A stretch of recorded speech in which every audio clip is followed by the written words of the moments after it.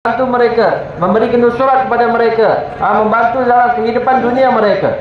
Dan tuan-tuan yang mulia, bukan sahaja kehidupan dunia Allah SWT memberi kejayaan, bahasanya kejayaan di akhirat juga. Allah SWT beri mereka kejayaan di kubur, Allah SWT beri kejayaan mereka di mahsyar, Allah SWT beri kejayaan kepada mereka di sirat, Allah SWT memasukkan mereka dalam syurga. Dan tuan-tuan yang mulia, inilah benar-benar kejayaan. Maulana Ilyas bagi tahu kejayaan adalah apabila satu orang itu selamat daripada api neraka. Jadi tuan-tuan yang mulia, apabila kita mau kejayaan di dunia dan akhirat, tidak ada cara lain, hanya cara dengan iman yang sempurna kepada Allah SWT. Beriman sepenuhnya kepada Allah SWT. Apakah itu iman, tuan-tuan yang mulia? Iman adalah kita melepaskan, bertawakal sepenuhnya kepada Allah SWT. Hanya Allah SWT Maha Kuasa. Kita tutup kedai kita kerana meyakini Allah SWT. Kita tidak menunaikan hajat kita kerana meyakini kepada Allah SWT.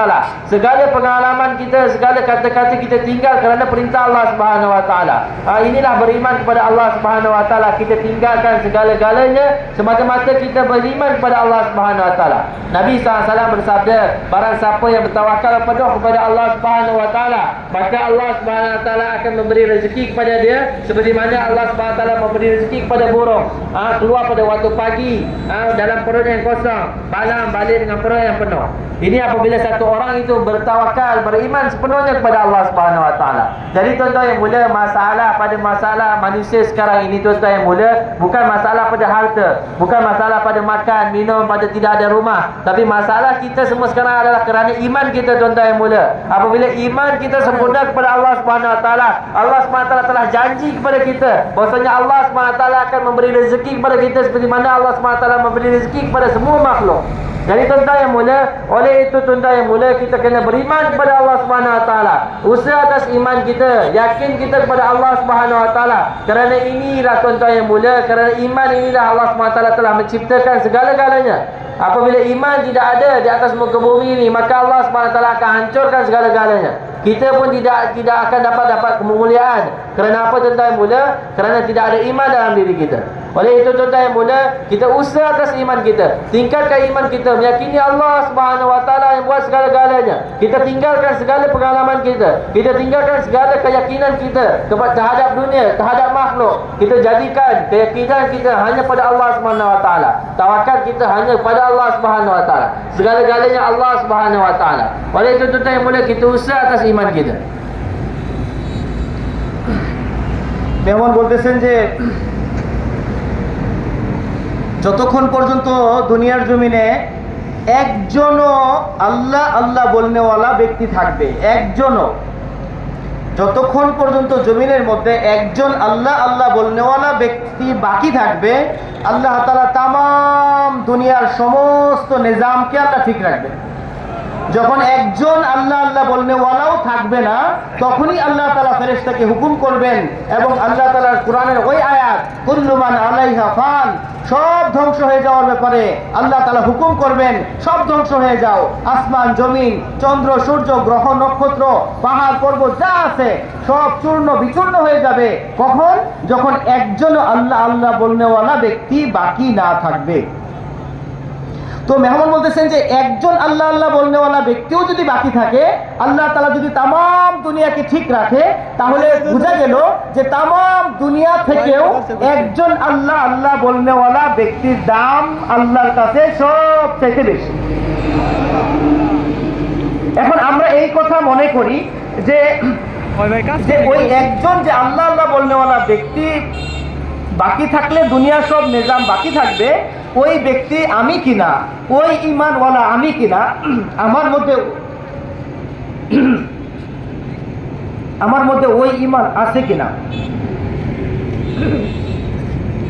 এটা বুঝতে হবে যে আমি তো ঈমানওয়ালা। এখানে মজবার মধ্যে আমরা যারা আছি আমরা সবাই ঈমানওয়ালা। মেহমান বলতেছেন এতে কোনো সন্দেহ নাই যে আমরা সবাই ঈমানওয়ালা, কিন্তু আমি কি ওই ঈমানওয়ালা কিনা যেই ঈমানওয়ালার সম্পর্কে ঘোষণা হয়েছে যে যারা থেকে যারা পরিমাণ ঈমান নিয়ে যদি কেউ দুনিয়া থেকে যাইতে পারে, আল্লাহ তাআলা এই দুনিয়া বরাবর 10 দুনিয়া সমান একটা জান্নাত দিবেন।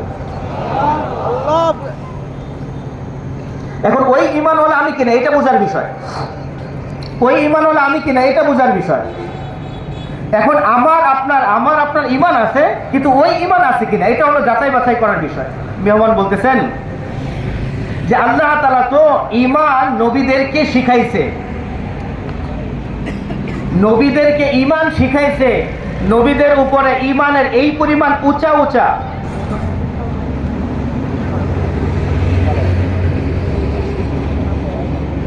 আল্লাহ তাআলা নবীদেরকে ইমান শিখাইছে, নবীদেরকে বড় বড় পরীক্ষা নবীদের উপর ঢালছেন। মেহমান বলতেছেন যে হযরতে মূসা আলাইহিস সালাতু ওয়াস সালাম, আমরা সবাই জানি উনি কত বড় জলিলুল কদর নবী ছিলেন, কিন্তু আল্লাহ তাআলা এই মূসা আলাইহিস সালামকেও বিশাল এক পরীক্ষার সম্মুখীন করছেন। সামনে পানি, পিছনের ফেরাউনের লস্কর। এমন সময় মূসা নবী কি করে? আল্লাহ তাআলা এটা চান না যে মূসা নবী ধ্বংস হয়ে যাক পানির মধ্যে, না, আল্লাহ এটা চায় না। কিন্তু আল্লাহ চায় যে মূসা নবীর ঈমান কতটুকু, সে সামনে যে পানি বিপদ দেখতেছে সে ওই পানির উপর মুতাসসির হয়ে যায় না আমি আল্লাহর উপর ইয়াকিন করে, আল্লাহ ওটা দেখতে চায়। আল্লাহ তাআলা মূসা আলাইহিস সালামের সামনে এই পরীক্ষা ডাললেন, আর মূসা আলাইহিস সালাম ওই পরীক্ষার মধ্যে ফেল করেন নাই। আল্লাহ তাআলা মূসা আলাইহিস সালামকে ওই পরীক্ষার মধ্যে পাশ করায় দিয়েছেন। কারণ যখন তার কওম বলছে, ও নবী, তোমার সাথে আয়েশা তো আমরা ফাঁসে গেলাম, সামনে পানি, পিছনে ফেরাউনের লস্কর, পিছনে গেলেও কতল, সামনে গেলেও মৃত্যু, আমরা ফাঁসে গেলাম। আর মূসা আলাইহিস সালাম তখন কি বললেন? কাল্লা, কখনো না, আল্লাহ আমার সাথে আছে। শুধু যে মূসা আলাইহিস সালামের উপর ঈমানের পরীক্ষা নিছেন এরকম না, আল্লাহ তাআলা আরো নবীদের ঈমানের পরীক্ষা নিছেন। ইব্রাহিম আলাইহিস সালামের উপর পরীক্ষা নিছেন, কঠিন থেকে কঠিন পরীক্ষা। নমরুদ আগুন তৈরি করছে, আগুনের কুণ্ডলী তৈরি করছে, ওই আগুনের মধ্যে ইব্রাহিম আলাইহিস সালামকে ফেলে দেওয়া হয়েছে। ইব্রাহিম আলাইহিস সালাম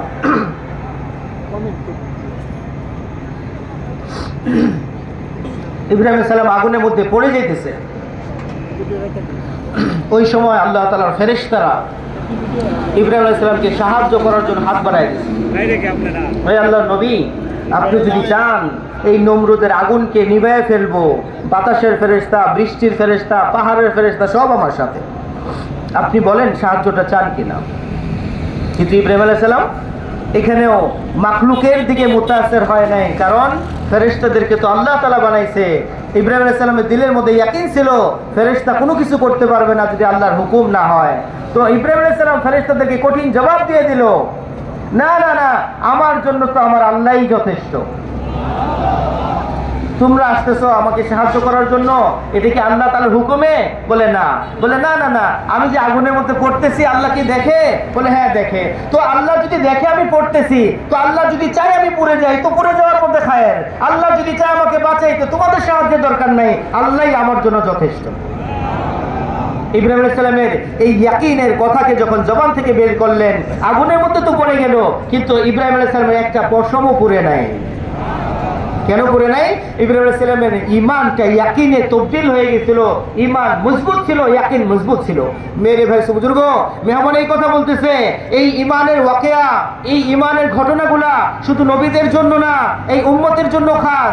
এই উম্মতের জন্য এই ঘটনাগুলা কি কোরআনের মধ্যে আনা হয়েছে, কোরআনের মধ্যে রিপিট করা হয়েছে এই জন্যই যে উম্মত যেন এরকম ভুল না করে, উম্মত যেন এরকম নবীরা যেরকম করতো তারা যেন ওরকমই করে। এই জন্য ভাই, আজকে তো এই উম্মত ঈমানওয়ালা নিজেকে বলে, কিন্তু উম্মত তো ঘর বাড়ি সুন্দর করার মেহনত নিয়ে ব্যস্ত, অথচ কবর সুন্দর করার মেহনত নিয়ে কেউ চিন্তা করে না। উম্মত তো টাকা পয়সা ব্যাংক ব্যালেন্স জমা করা নিয়ে ব্যস্ত, কিন্তু উম্মত এই মুসলমান তো আখিরাতের আমল জমা করার ব্যাপারে তার কোনো ফিকির নাই। উম্মত তো তার খাবার দাবার নিয়ে ব্যস্ত, উন্নত থেকে উন্নত খাবারের চিন্তা সে করতেছে, রোজানা কত আইটেম দিয়ে সে খানা খাইতেছে, কত ধরনের ড্রিঙ্কস মিনুম মানে কত ধরনের পানীয় সে পান করতেছে, কিন্তু সে জান্নাতের হাউজে কাউসারের পানির তার খবর নাই, জান্নাতের নাজ ও নিয়ামত খাবারের তার খবর নাই, অর্থাৎ সে জান্নাতকে ভুলে গেছে। উম্মত আজকে মুসলমান এই দুনিয়াকে জান্নাত বানায় ফেলছে। অথচ নবীরা এই কথা বলতেন। আল্লাহ তাআলা কোরআনের মধ্যে বলছেন যে দুনিয়া তো মুমিনের জন্য জেলখানা, দুনিয়া মুমিনের জন্য জেলখানা, আর কাফেরদের জন্য, বেদিনদের জন্য জান্নাত। বেদিনদের জন্য জান্নাত, আর যে ঈমানওয়ালা হবে, যে মুমিন হবে, তাদের জন্য তো এই দুনিয়া হলো বড় মুসিবতের জায়গা। মুসিবতের জায়গা। এই জন্য আমাদের ইমানকে বানাইতে হবে নবীদের ইমানের মতো। আমরা এরকম এক উম্মত, আল্লাহ আমাদেরকে এমন নবীর উম্মত বানাইছেন যে এই নবী কিনা সমস্ত নবীদের সর্দার। এই জন্য ওই নবীর উম্মত হওয়ার কারণে আমরা বড় দামি হয়ে গেছি। তো আমরা যদি ইমানের মেহনত করি তো আল্লাহ তাআলা আমাদেরকে উঁচা মাকাম দিবেন দুনিয়াতেও এবং আখিরাতেও। এই জন্য সবার নিয়ত আছে না ভাই ইনশাআল্লাহ? আওয়াজটা ঠিক হলো না? সবার নিয়ত আছে ইনশাআল্লাহ?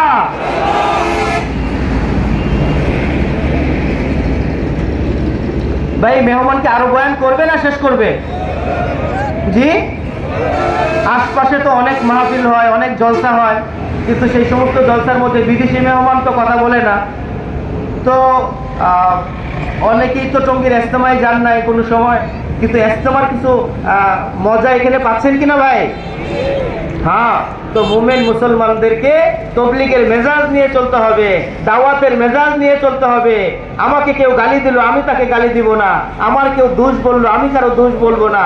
এই জন্য আমাদেরকে ওইভাবে চলতে হবে, দাওয়াতের মেজাজ তৈরি করতে হবে। তো মেহমানকে আরেকটু কথা বলবে না ভাই? আমাদের অনেক মেহমান বাকি আছে, অনেক মেহমান বাকি আছে, কারণ এখন 9টা 15 হয়ে গেছে।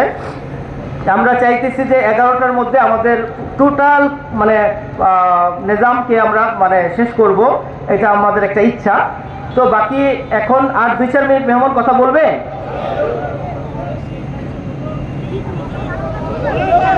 আচ্ছা, মেহমান কথা বলুক, এটা কে কে কে কে চান না দেখি, কে কে চান না, কে কে চান না? ইন্না লিল্লাহ। না না না, দরকার নাই, থাক, কারণ আপনারা তো চান নাই। না না, চান নাই তো আপনারা। আরে আমি মিথ্যা বলি না, আপনারা মিথ্যা বলতেছেন, মিস্টেক হয়েছে। ও আচ্ছা আচ্ছা আচ্ছা আচ্ছা, তাহলে মেহমান আর 2-4 মিনিট কথা বলুক, এটা কে কে চাই? মাশাআল্লাহ, হাজার হাজার হাত ফুল ফুটে রয়েছে, আলহামদুলিল্লাহ। খুব সুন্দর, খুব সুন্দর পরিবেশ। আমাদের যে সমস্ত ভাইয়েরা দাঁড়িয়ে আছে, আমি জানি না কেন দাঁড়িয়ে আছে, যদি তিরপাল না থাকে হুজুর তিরপালের ব্যবস্থা করেন। শত শত হাজার হাজার মানুষ দাঁড়ায় আছে এইদিকে ওইদিকে, তো এটা কিরকম হইলো? আমরা সবাই তিরপাল যেই পর্যন্ত আছে আমরা, আর ভাই আমরা একটু সামনের দিকে আসি, তাহলে তো পিছনে ভাইয়েরা বসতে পারে। আমাদের ইন্তেজামটা অনেক ছোট হয়ে গেছে, মাফ করে দিয়েন। সামনে যদি আল্লাহ তাআলা কোনো প্রোগ্রাম করার জন্য তৌফিক দেয়, আরো বড় কোনো পরিসরে করবো ইনশাআল্লাহ। আর আমাদের মজমা একদম আখেরি মোনাজাত হওয়া পর্যন্ত আমরা সবাই থাকবো ইনশাআল্লাহ। পাক্কা নিয়ত? কে কে ইনশাআল্লাহ আখেরি মোনাজাত পর্যন্ত থাকবো না? কে কে কে কে? কি বুঝি নাই? আপনাদের উপর কি বিশ্বাস আছে? আপনারাই থাকবেন কি থাকবেন না? হ্যাঁ হ্যাঁ, আখেরি মোনাজাত পর্যন্ত থাকবো আমরা ইনশাআল্লাহ। হাদিসের মধ্যে আসছে, আজকে আসলে পুরা ভালুকা না, বহুত এরিয়া নিয়ে বড় বড় মাহফিল হয়। আমাদের আজকে এটা আসলে মাহফিল না, আমাদের যে একটা বরকতময় একটা কি বলে এটাকে, বরকতময় একটা জলসা, খতমে বুখারী, বুখারী শরীফের খতম। হাদিসের মধ্যে আসছে যে বুখারী শরীফের খতম হওয়ার পরে যে যে দোয়া করবে আল্লাহ ওই দোয়াকে কবুল করবেন। তো এই জন্য আজকের এই মজমাটা দোয়া কবুলের মজমা। এই জন্য আমি, আপনি, আমরা সবাই একেবারে শেষ পর্যন্ত আখেরি মোনাজাত করে আমাদের দেওবন্দের যে উস্তাদ আছে ওনার হাতে মুসাফা করে ইনশাআল্লাহ আমরা সবাই আমাদের ঘরে ফিরবো। পাক্কা নিয়ত ইনশাআল্লাহ।